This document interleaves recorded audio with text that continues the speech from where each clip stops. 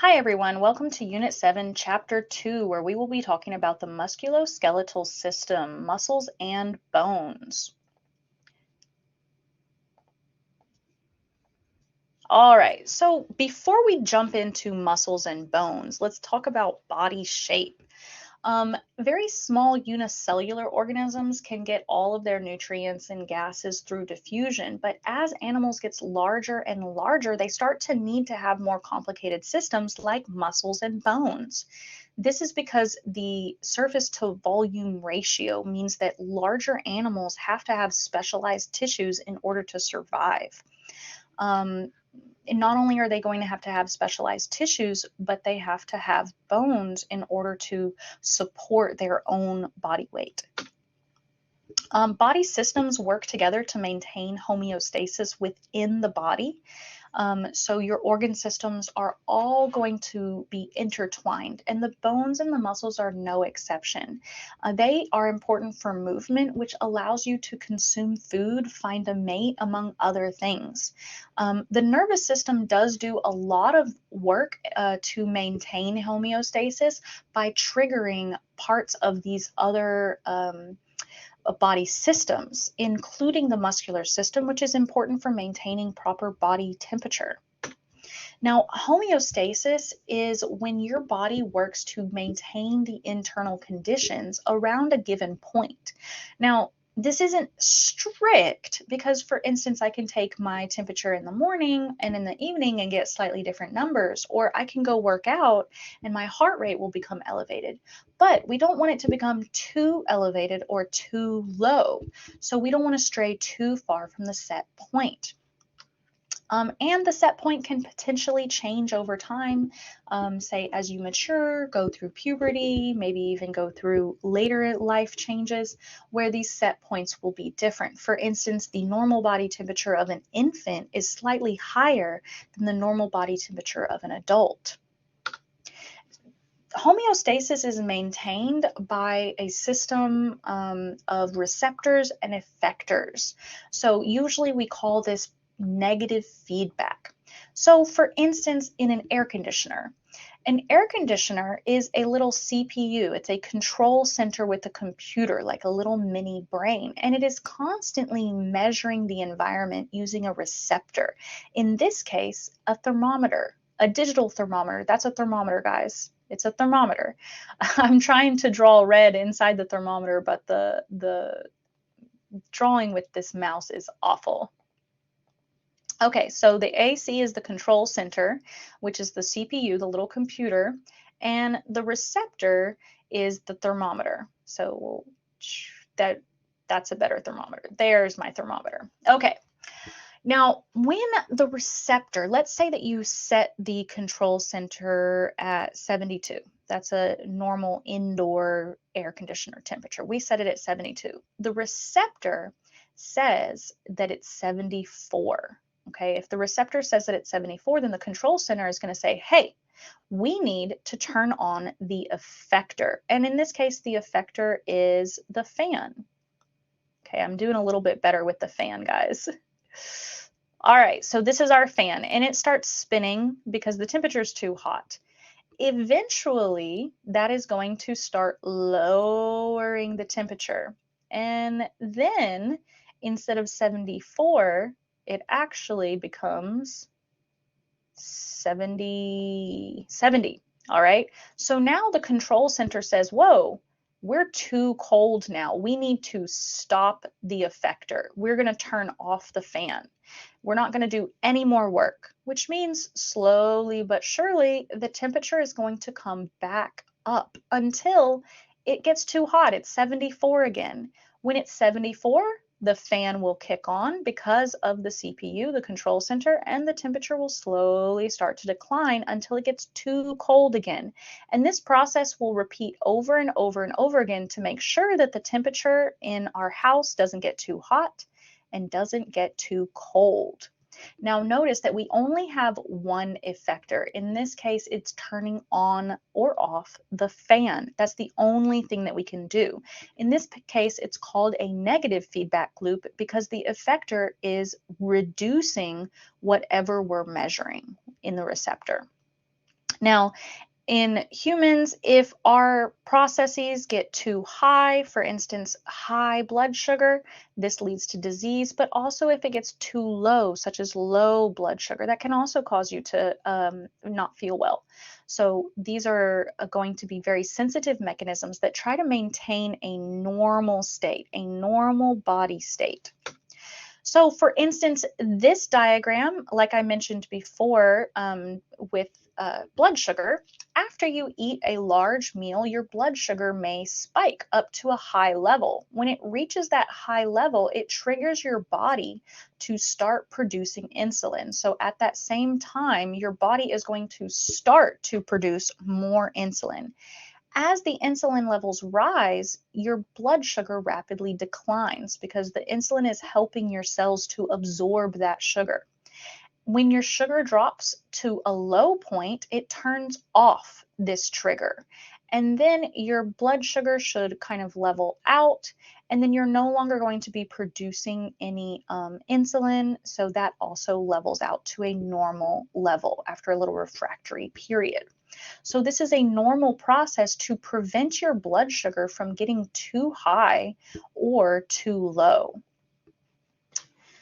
If you are diabetic, then this system is what's not working correctly. You could have insulin deficiency where you never ever start making the insulin, or you could have insulin resistance where your body doesn't end up responding to the insulin. Now, in this chart, something else is going on. It's not a negative feedback loop because instead of reducing what we're measuring, it actually increases. And so if a woman has a lot of progesterone and estrogen, it might trigger the release of more progesterone and estrogen, which then triggers the release of more estrogen and progesterone, which then triggers the release of more estrogen and progesterone until we get to this peak level. This, along with other physical signals, such as the baby pressing on the bottom of the uterus, will trigger another process called childbirth. So this whole chart is pregnancy, and then it kind of accumulates to this very violent single system. Notice this green line activates rapidly and then reduces rapidly right after childbirth. So what's happening is the child is pressing on the bottom of the uterus or on the birth canal, which triggers you to release this green hormone known as oxytocin. Okay, it's just written in green. It's not physically green in real life, but it's written in green here.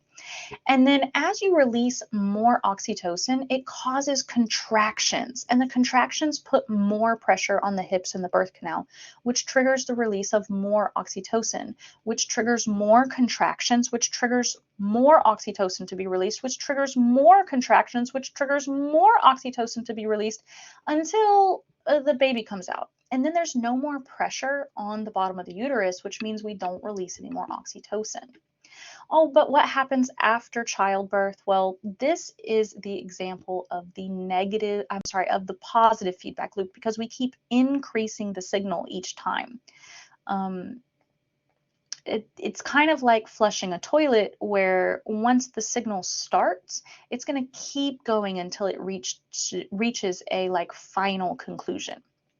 But what I also wanted to show you was what happens after childbirth. So this is not part of the exam, just FYI. After childbirth, a lot of these hormones flatline and just disappear from the body or go back to normal levels postpartum, which is a huge drastic change for the mother and the child.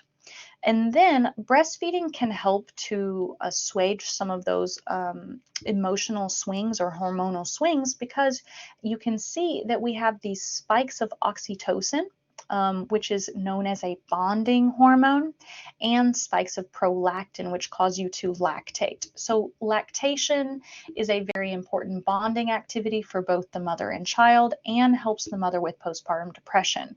But remember that this is a really hard time for both the mother and child who need all the support. All right, if you'd like to know more about negative and positive feedback loops, you can watch this short video about a hypothetical planet covered in white and black daisies. All right, homeostasis is when organ systems work together to maintain an internal environment, but this also has a lot to do with metabolism. Metabolism is not just how quickly you digest things or how you store fat, it is the total measure of all of the chemical processes that are happening in your body at any given time. So you do have a basal metabolic rate, and metabolism varies greatly from organism to organism.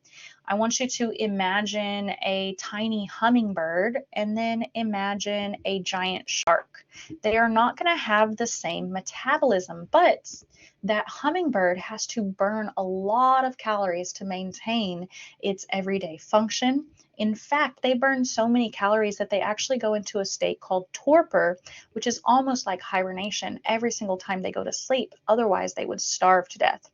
Whereas the deep sea sharks, they're cold blooded, they're exothermic, and so they really rely on their environment for warmth and they don't have to maintain their own body temperature. So they generally have a lower metabolic rate. Take these two, for example, the mouse and the elephant. Which one has a higher metabolic rate? Well, it would be the mouse because per its body weight, it actually eats way more calories to maintain normal functions than the elephant does. Now, of course, the elephant is going to be eating more just because of its larger size. But if the mouse was the size of the elephant or the elephant was the size of the mouse eating their current diets, the mouse diet would look huge compared to the elephant's diet. And all of that excess heat is given, I'm sorry, all of that excess energy is given off as heat, which I know that you've noticed, like little small creatures, they're going to be breathing very fast, their heart rate is very fast, and they're going to be very warm.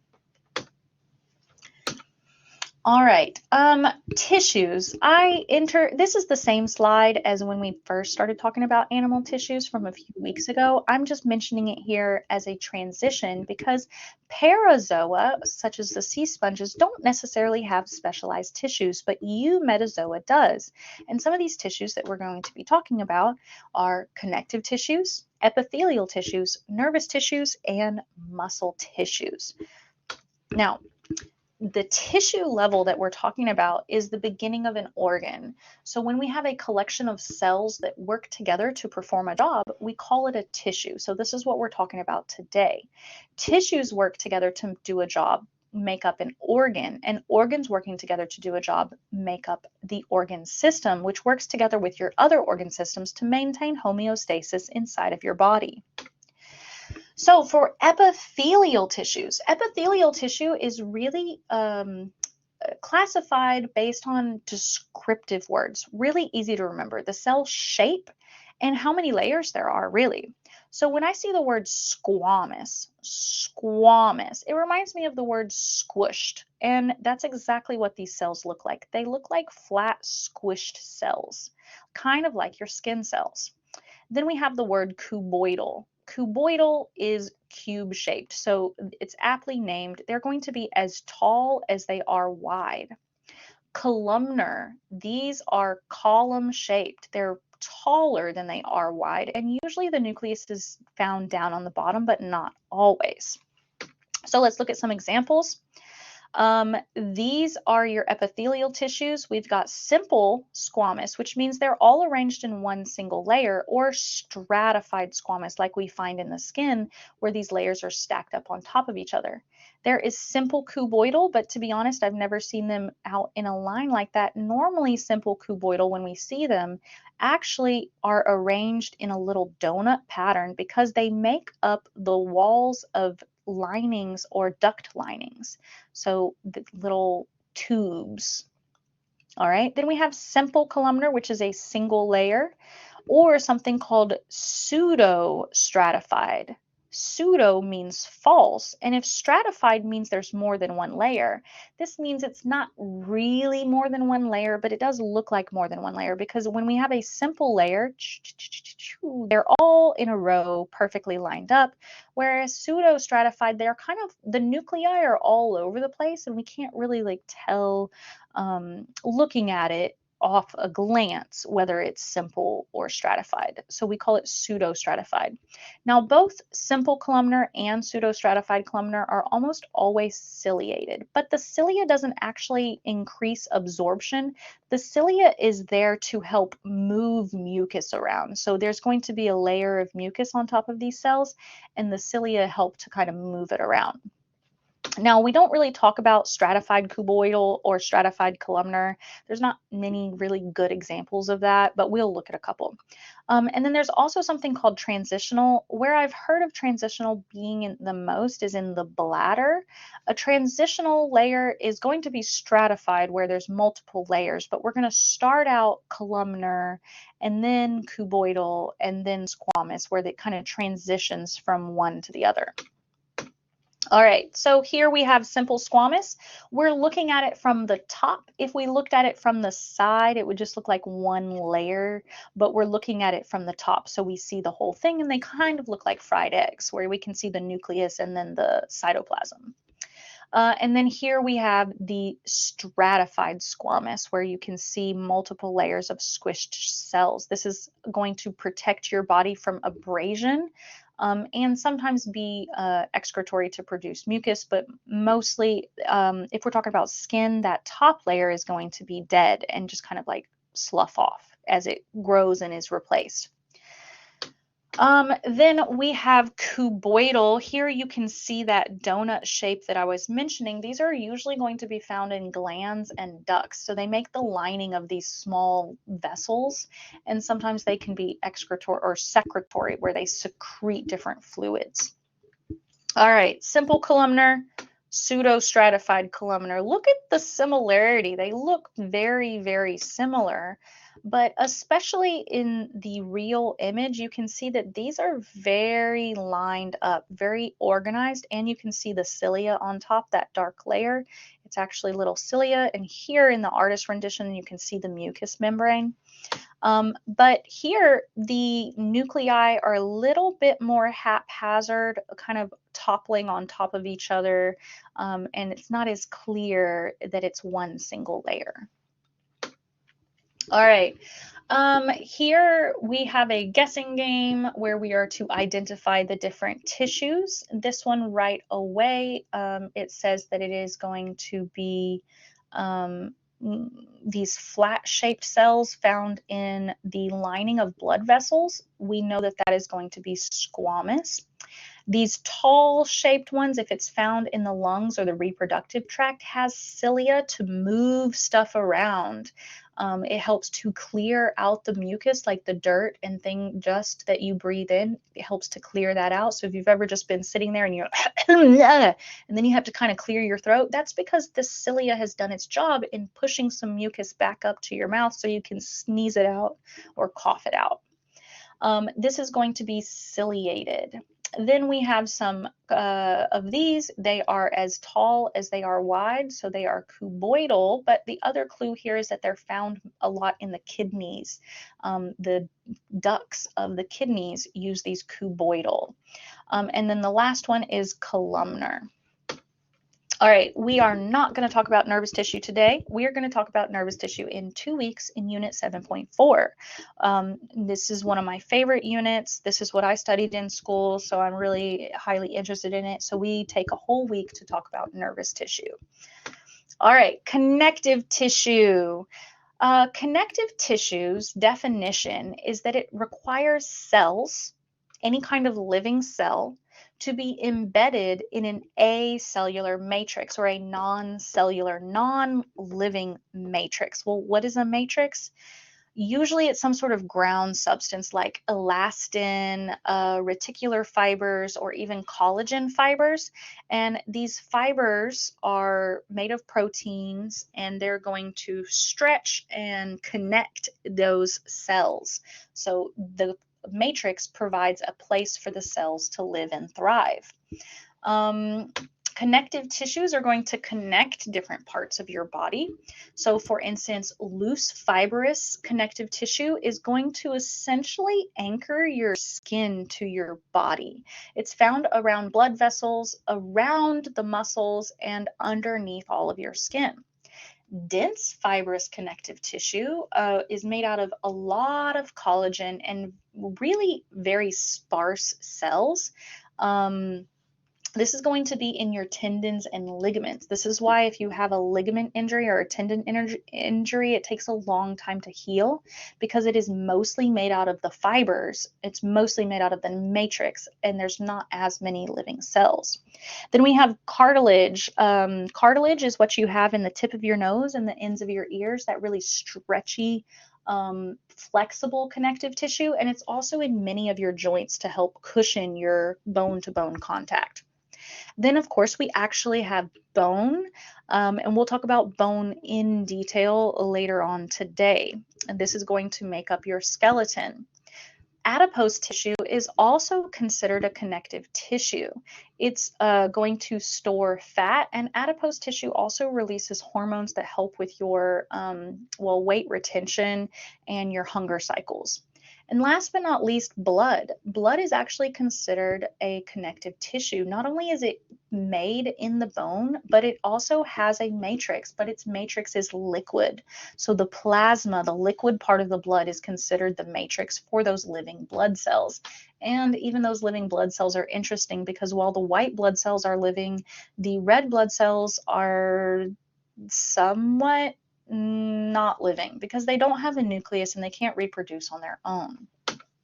All right, here's an example of some different types of tissues. Here we have the fibrous tissue that we find in tendons and ligaments, and you can see these cells are kind of, spread out. In fact, this actually looks pretty dense to me. Most of the examples that I see, the cells are really far spread out. And the fibers, the collagen fibers, are going in long, dense, straight lines, as opposed to the connective tissue, where we have many more cells that are visible, lots and lots of cells kind of haphazardly in there. And then the fibers are loose, just like they say. It's kind of not really tightly woven. They're just all over the place, loose. And this is what helps hold your skin down. And then we have a picture of blood where we can see the erythrocytes without a nucleus. These small red blood cells, they have to be super small so they can go single file through the capillaries. And then we also see some larger white blood cells. This is what bone tissue looks like under the microscope. In lab this week, you will get a chance to look at some of this under the microscope. It is formed in these concentric rings called osteons, and it kind of looks like tree trunks. This dark thing right here is not a cell nucleus. It's actually a canal where you might find nerves or blood vessels. These little black dots that are kind of starry, that have little spindles coming out of them, those are the osteons, or the osteocytes. These are the living cells that help to maintain this matrix. The white stuff is the matrix, which is made out of calcium and phosphorus. Here we have cartilage. Cartilage has a very distinct smooth pink appearance. You can't really see the fibers. They're very organized and very consistent, so it just looks like this smooth pink color. And then you can see the cells inside the cartilage. They normally form in pairs or triplets. So you're usually going to see them together in pairs or triplets, which is really distinctive of cartilage. And then we have the adipose tissue. Adipose tissue looks very sparse. Those holes are actually droplets of fat or droplets of oil. So that is your fat cell. And then the nucleus is kind of pushed to the side there. You can see those dark spots are the nuclei. All right, time to identify dense fibrous. Well, if it's dense fibrous, I'm going to identify this one as dense fibrous because I can see these collagen fibers are highly organized and packed together with few cells in between. Adipose tissue, I know, looks very empty and sparse, but it's not. It's filled with lipids. So this is a fat cell, all the lipids stored inside of the fat cell, and then the nucleus is kind of squished to the side.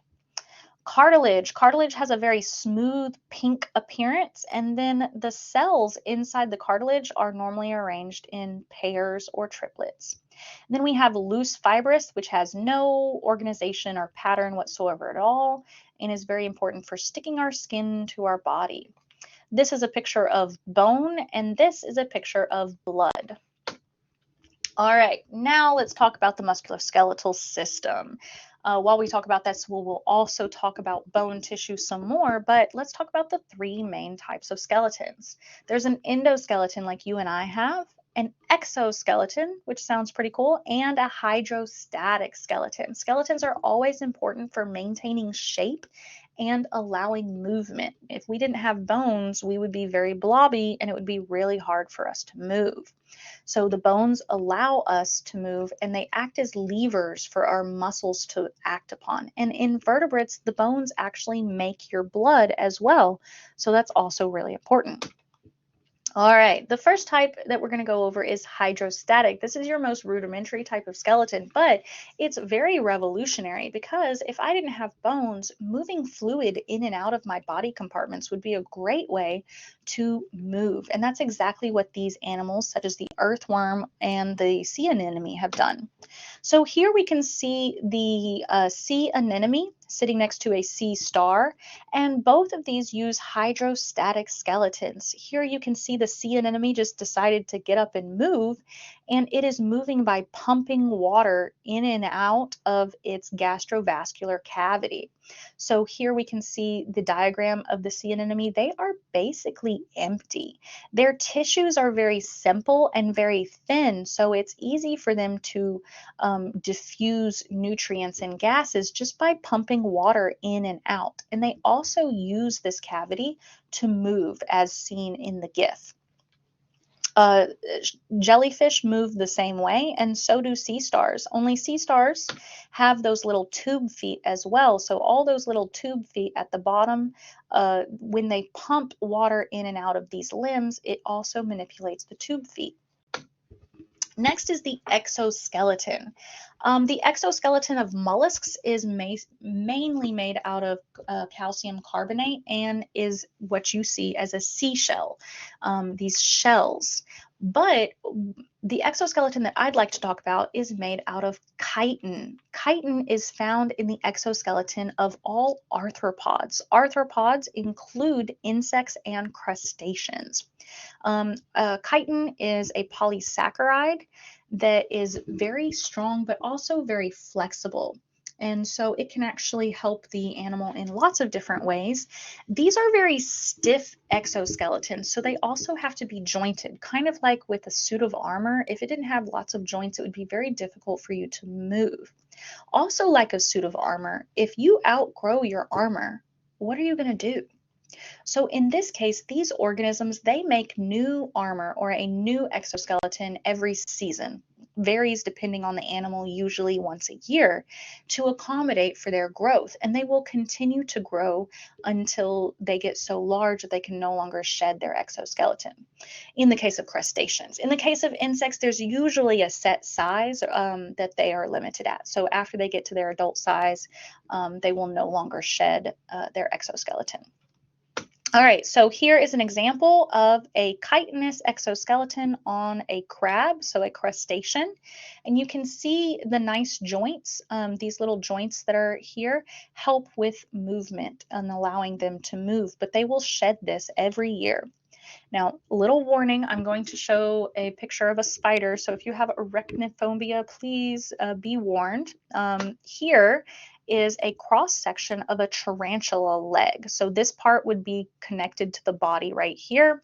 And you can see on the inside of the exoskeleton, they have muscles, and these muscles attach to the exoskeleton or to the outside of the inside of the exoskeleton to help the animal move its limbs.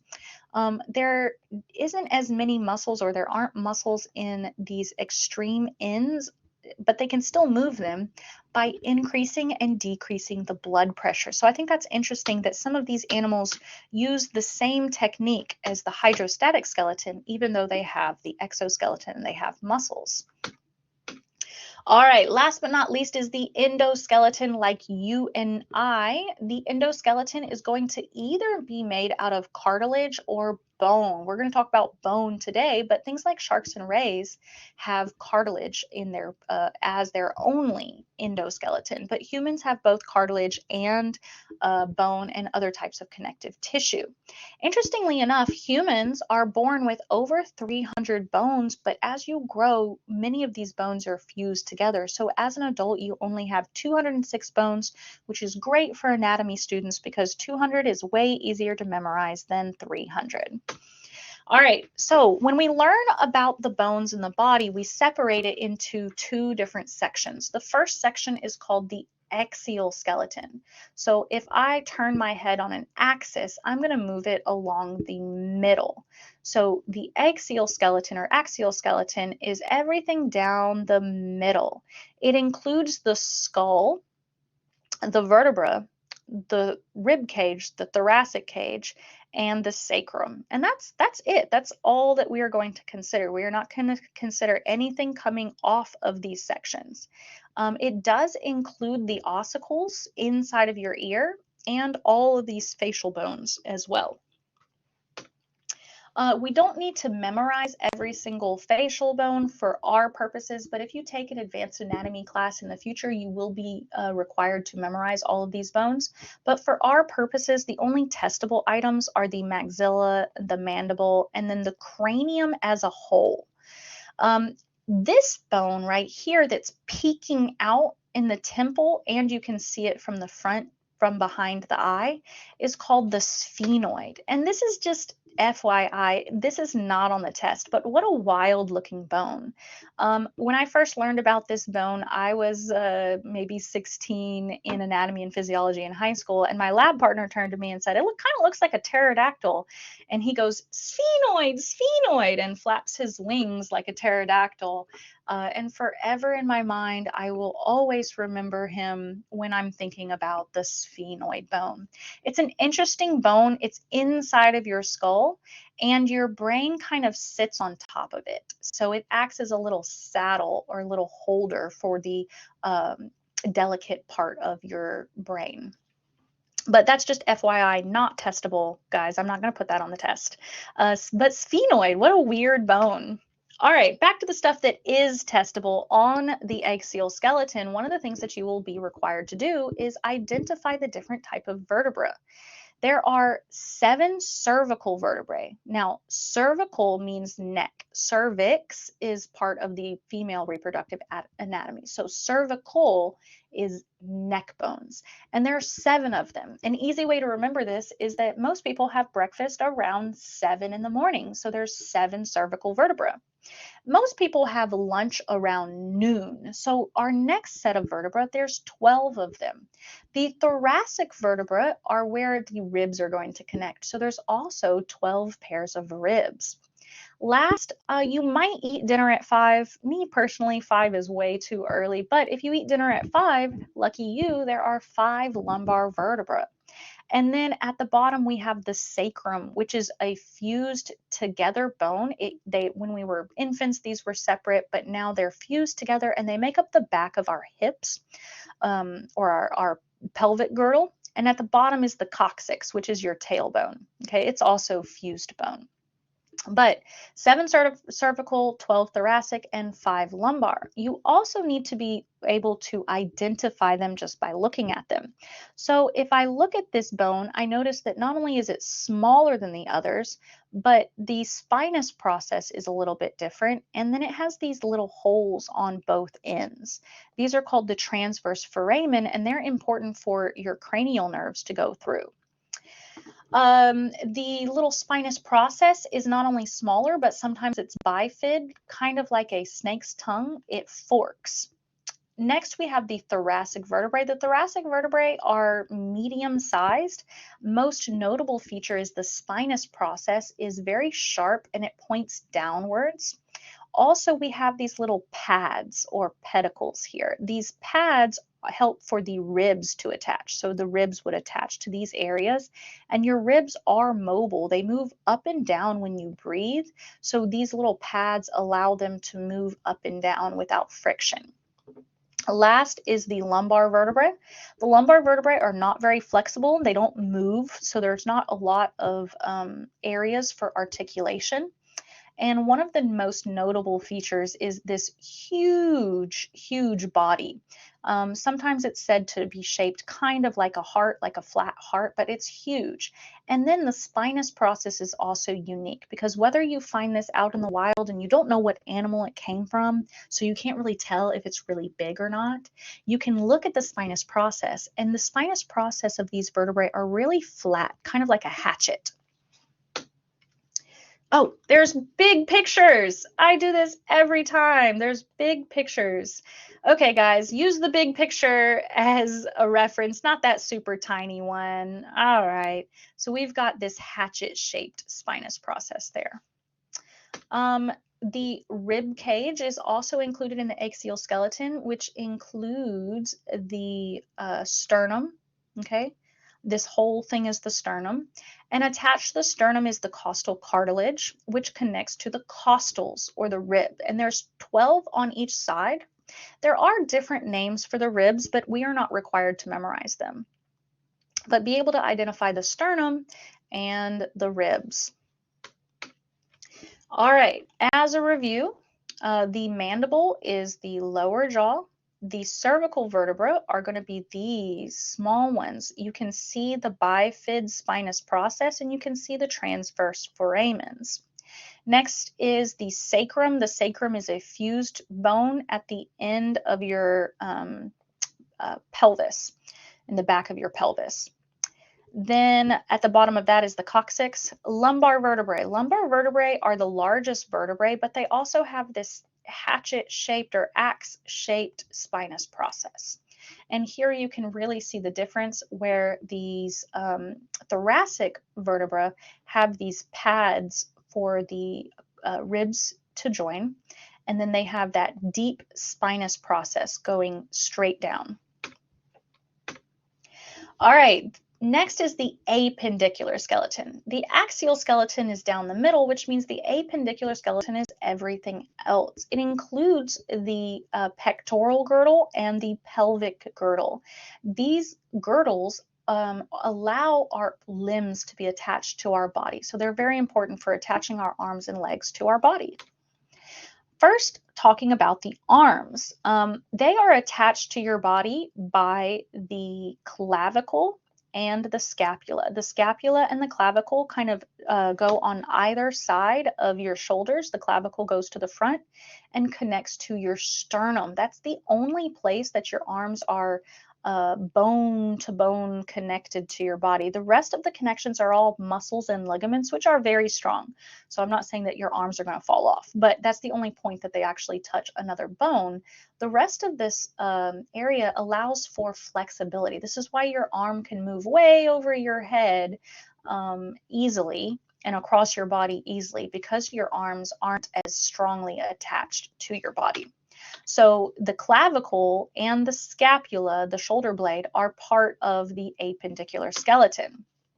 And then your large arm bone, if you hit this on the table and it feels funny, that's why we call it the funny bone, but its actual name is humerus. Ha ha ha. All right. In the lower arm, we have the ulna and the radius, and there's a few ways to tell them apart.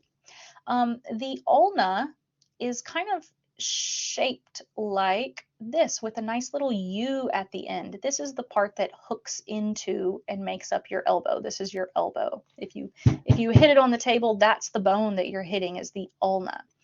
And then you have the radius. The radius has this circular connection because it actually rotates. And when you rotate your arm, they will crisscross each other. The radius will crisscross across the top of the ulna.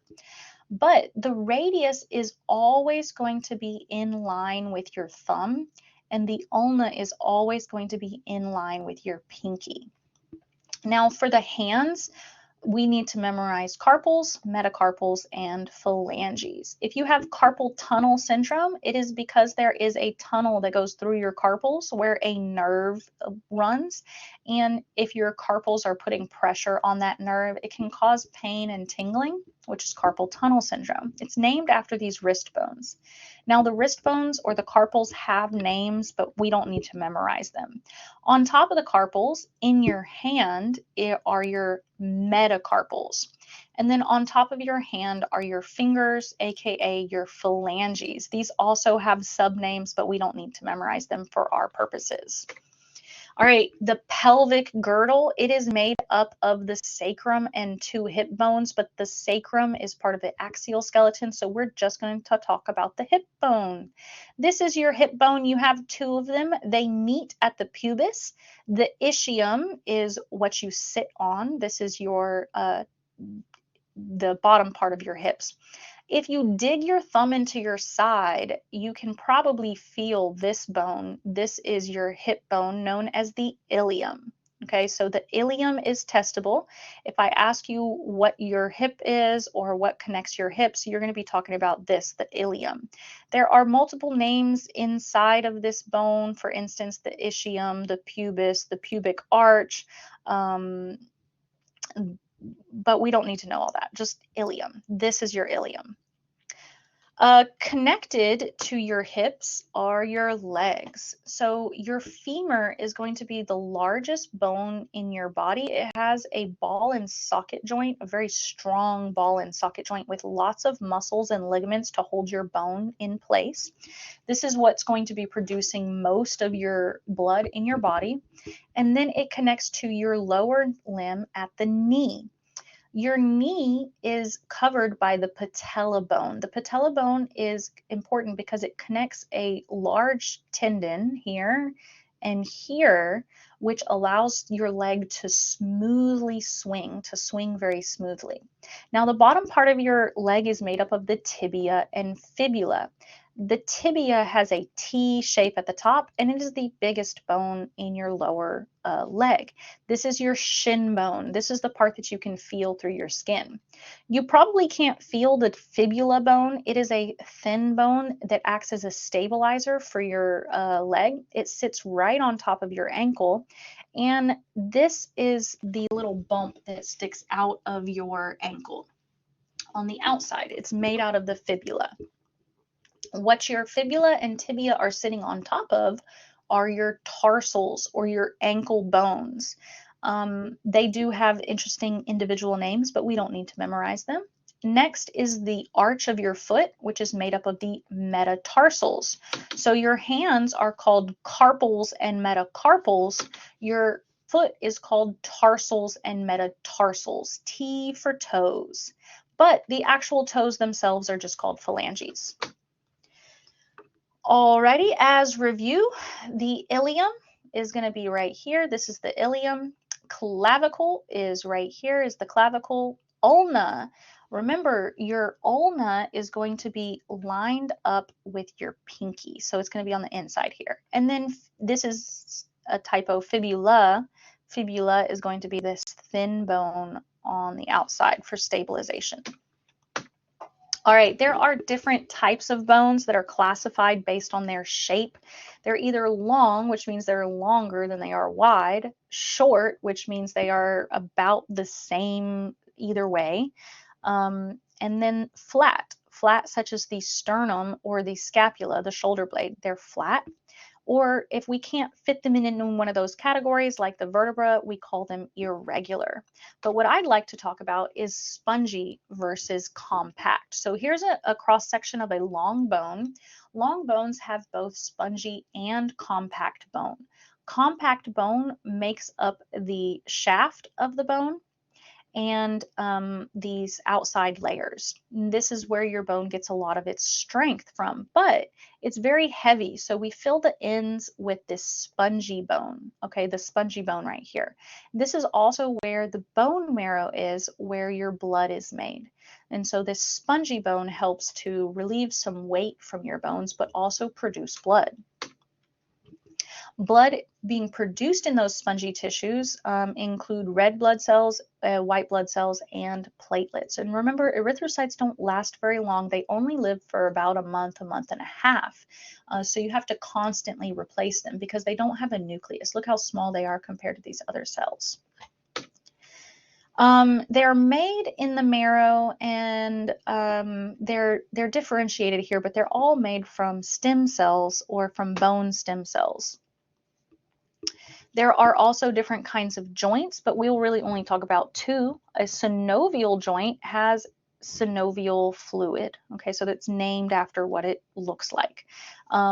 This is a specific type of joint that is wrapped in cartilage and connective tissue. We've got cartilage on this side, cartilage on that side, and then a pocket of fluid, so synovial joints. But not all joints are like that.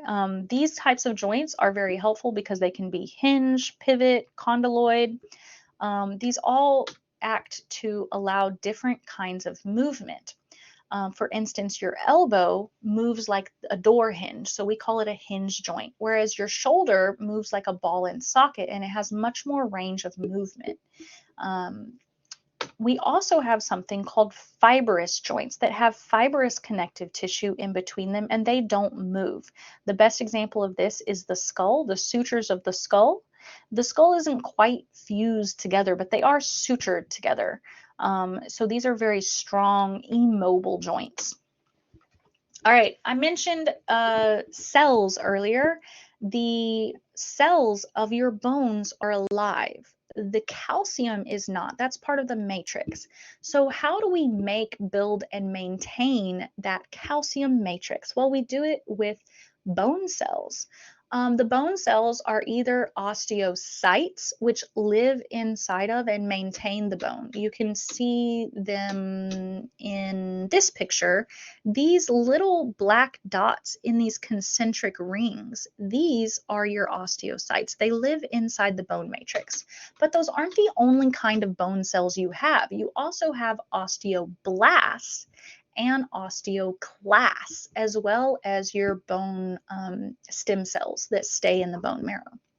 Osteoblasts are going to produce new bone matrix, okay? Osteoclasts are going to break down and release calcium. So osteoclasts break down bone and osteoblasts build up bone. The osteoclasts are really important for remodeling the bone. They're a normal process. It's not bad to have osteoclasts. What ends up happening though is if your osteoclasts are working faster than the osteoblasts, they're removing more calcium than is being added back. It can lead to osteoporosis. This can happen because your body may be deficient in calcium, so your osteoclasts are trying to alleviate this missing calcium by stealing it from your bones. Here is an example of your osteoblast building extra bone. This is probably due to disease because we have these bone deposits randomly on these different long bones here, mainly on the long bones, maybe a little bit on these short bones. But this one might be due to wear and tear or a break where the bone grew back thicker and stronger. So your bones do respond to how they're being used. But this is an example of osteoporosis where we see a nice, dense, healthy tissue as opposed to this porous, weaker tissue right here due to osteoporosis. So here's a review. We have osteocytes, which live inside of and maintain the bone matrix. Then we have osteoblasts, which build new bone matrix, as well as osteoclasts, which break down and reabsorb bone by releasing calcium. Now, these guys look crazy. They're large and they have multiple nuclei. But don't forget, we also have osteogenic cells, or the stem cells that are inside of the bone marrow. All right, so which type of bone is responsible for breaking down bone matrix? Well, it's the osteoclast. Which is responsible for building up the bone marrow? Well, that would be the osteoblast right here. Last, we're going to go over muscles. First, before we talk about the muscles that we need to memorize, we're going to talk about different types of muscle tissue. There are specifically 3 types of muscle tissue. Now, skeletal muscle tissue is the only muscle that we can voluntarily move with our brain. So they also have neuromuscular junctions because your brain can control them. But these are very interesting because they're not individual cells. When you were an embryo, all of your muscle cells fuse together into these long tubes. This is important because you don't want a contraction on one side of your muscle and not on the other side. By fusing together like that, they now ensure that your muscle contraction will be sustained throughout the whole arm. All right, another thing that you notice about them is that they are highly organized and striated and have multiple nuclei, which are kind of pushed to the side there. Next, we have cardiac muscle tissue. It looks a lot like skeletal muscle in that it is striated, but each cell only has one or two nuclei. It doesn't have multiple nuclei like that. And the cells are separated by these intercalated discs. These are thick, strong connections because the cardiac muscle is unique in that it can transfer electrical impulses really well. If you remember from last week, the heart has a couple of nodes or electrical pacemaker cells that send the electrical signal throughout the rest of the heart. And so that tells the heart when to contract. These intercalated discs are important for transferring that signal. Also important for transferring the signal is that they're not arranged in perfect rows, they're branched, which means that the signal will be populated or propagated throughout the whole heart at the same level. Last, we have smooth muscle. Smooth muscle is normally spindle shaped and it is unicellular only. Where the muscle fibers in cardiac muscle and skeletal muscle are highly organized, these muscle fibers are kind of crisscrossed so they don't appear striated. So they're very smooth looking. And these guys are responsible for changing the volume of the inside of your internal organs. All right, here you can see a picture of them under a slide. You can see the nuclei kind of squished to the side of the skeletal muscle and that strong striation, those dark and light bands. Here you can see smooth muscle, and I don't think this is a very good picture of cardiac muscle, but you can see some of the intercalated discs here, here, here, and then you can also see some of the branching. All right, identify the muscles. Cardiac, this is going to be cardiac. You can see the intercalated discs very easily. It does have striation, but it's not very strong striation. And we have one or two nuclei in a cell, not a whole bunch. Smooth, I'm going to go with this one because it appears smooth. And then skeletal is this highly organized, highly striated with multiple nuclei pushed to the side. All right, all the muscles that you need to memorize are on this list. So if you go back and print anything, print this one. My only complaint is that this says abductors, and these I think are your adductors. I also have it in female if you prefer it in female, but this picture is a little fuzzy, so this one is very clear. All of these muscles on this list are testable. So if you run into a question about something that's not on this list, let me know. This is the testable list. For instance, obliques. If we are looking at this model here, the obliques are going to be these muscles on the side of your body. Quadriceps, your quads, is this collection of muscles right here. It looks like three muscles, 1, 2, 3, but the quadriceps femoris or the rectus femoris is made up of two parts. So this is 1, 2, 3, 4 muscles that make up your quadriceps. Trapezius. The trapezius is a triangular shaped muscle on your back, sometimes called the traps. And then gastrocnemius is this double-sided muscle right here that makes up your calf. Deltoid. Deltoid is going to be your shoulder muscle. Pectoralis major is this muscle on your front. Gluteus maximus is right here, and we have gluteus medius right here as well. The serratus muscle is interesting because it has a serrated appearance. It's right here underneath your arm. Brachioradialis. Brachioradialis is this one right here, and it has a tendon that goes to the thumb, so it's pretty easy to identify. Tibialis anterior covers the tibia, and it's on the anterior of your body. So tibialis anterior right there. And then rectus abdominis is your ab muscles. These are your rectus abdominis. All right, let's talk about what is muscle. So these muscle fibers are made up of bundles of contractile filaments, and these bundles are all perfectly aligned, which is why we get the dark band and the light band. And interestingly enough, when the muscle contracts, the dark band is going to get wider and the light band is going to get smaller because that dark band is made up of these overlapping layers. This is one single sarcomere. A sarcomere is what we're going to measure in these bundles from Z disc to Z disc. So this is a sarcomere. And many diagrams have it written flat like this. We also would call this a sarcomere. We have Z disc to Z disc. But keep in mind that this is a whole bundle of fibers in a circle. Okay? So the muscle fiber is also the muscle cell. So this is the whole muscle cell. It is surrounded by the sarcolemma, which is a modified cell membrane. So the sarcolemma. And then inside the sarcolemma are a bunch of myofibrils, and then you see a whole bunch of mitochondria because we need lots of energy here. That's the whole cell, and it will run the entire length of your muscles. So if you're talking about your leg, it could run from your hip to your knee. Now, each one of these little bundles of fibers is called a myofibril. These myofibrils will be surrounded by something called the sarcoplasmic reticulum, which I'll talk about in a minute. And then each one of those myofibrils contains many sarcomeres. And these sarcomeres are organized specifically in these bands.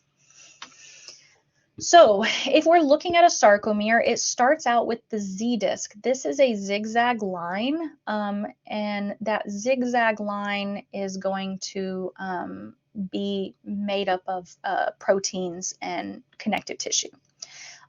Then we have the A band. The A band is going to be this darker band, the dark A band. This is where your filaments overlap.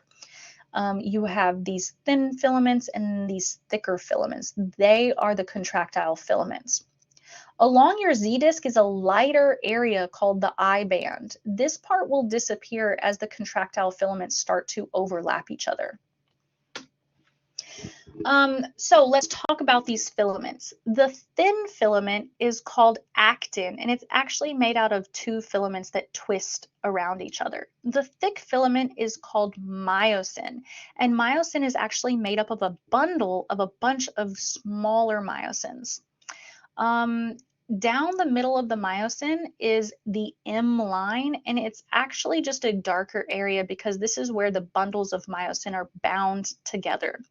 Then we have the H zone, which is still part of the A band, so it still has a darker coloration, but this also will disappear as the muscle contracts. Here's a better image that I like that really shows the banding, the I band, the A band, and the H zone. The only thing it's missing is the M line, which would go right down here. And you got the Z disc on this side and the Z disc on this side. This little filament right here is called titin, and it's actually like a little spring. This is just another image for your benefit. What I like about it is it shows the twisted actin and myosin. So the way that a muscle works is that these myosin heads are really attracted to these actin subunits. So they're made up of a bunch of little actins, and the actin site is actually covered up by another protein called tropomyosin. So when a muscle contracts, it's actually an action of removing the tropomyosin or moving the tropomyosin out of the way so the myosin can bind to the actin, which is what it wants to do anyways, which means that it actually doesn't take any energy to move your muscles, to contract your muscles. It takes ATP energy to release your muscles. You require ATP to reset the myosin, to remove the myosin from the actin fibers. Let's look. Okay, so here we can see the sliding filament theory in action. You can see this H zone getting smaller as well as the I band getting smaller, while the A band, gets larger. You can see the twisted actin filaments sliding past or actually being grabbed onto by these thicker myosin filaments. And here you can see the Z band. All right, if I were to test you, you should be able to identify all of these items. Myosin, this is your myosin bundle. It's connected at the M line. This is going to be your Z disc. This is your titin. And then let's see, actin is the thin filament and it's twisted. It's 2 layers of twisted actin, which is covered up by tropomyosin.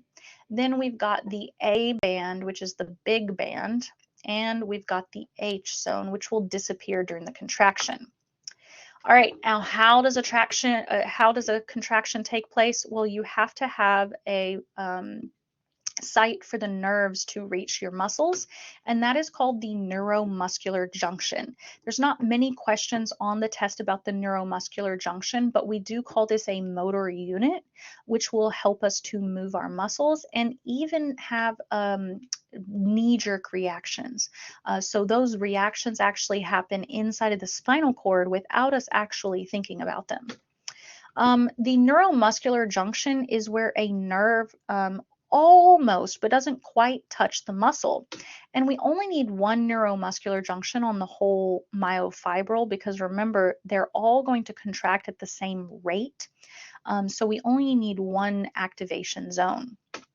And that is the neuromuscular junction. So you can see that they're innervating one section of this muscle here.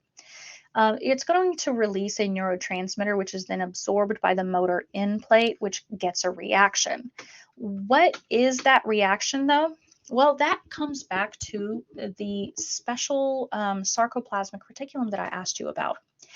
Do you remember endoplasmic reticulum from Biology 1? Well, the endoplasmic reticulum in Biology 1 is this special organelle that helps to make proteins and fold proteins in fats. But in the muscle, it's called the sarcoplasm. And the sarcoplasm, or the sarcoplasmic reticulum, holds a bunch of calcium. So that motor end plate, that signal that's being released, is actually going into the sarcoplasmic reticulum and telling it to release tons and tons and tons of calcium. When the calcium is released, the calcium will be released from the sarcoplasmic reticulum, and it will attach to something called troponin, which will then move that tropomyosin out of the way. So the whole point here was just moving the tropomyosin out of the way, which is what you see in this diagram. Once the calcium binds to the tropomyosin moves out of the way, and the myosin head just automatically grabs onto the actin and pulls. All of this happens without ATP.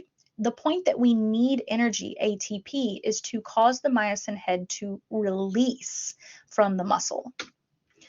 I have several of these diagrams in here that are very repetitive just because I like to go over it again and again. So this is a different version of the same thing.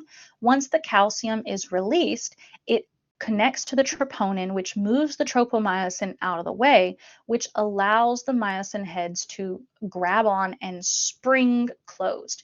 We need ATP only to release and reset this process. Here we can see it in action. The calcium is binding to the troponin, which moves the tropomyosin out of the way, allowing the myosin heads to grab on and spring closed. None of that needs ATP until this point. That is when we need ATP to help release. This is the same diagram showing you the same thing when an action potential tells the muscle to contract versus not. And if you would, If you would like, you can go back and watch that video. It's a really great video about how muscles contract. Don't forget to take your chapter quiz this week by Friday at 5, and print out your chapter laboratory write-up as well as your optional chapter homework. This is optional but can be turned in for extra credit. And if you need to check your answers, you can contact your SI leader.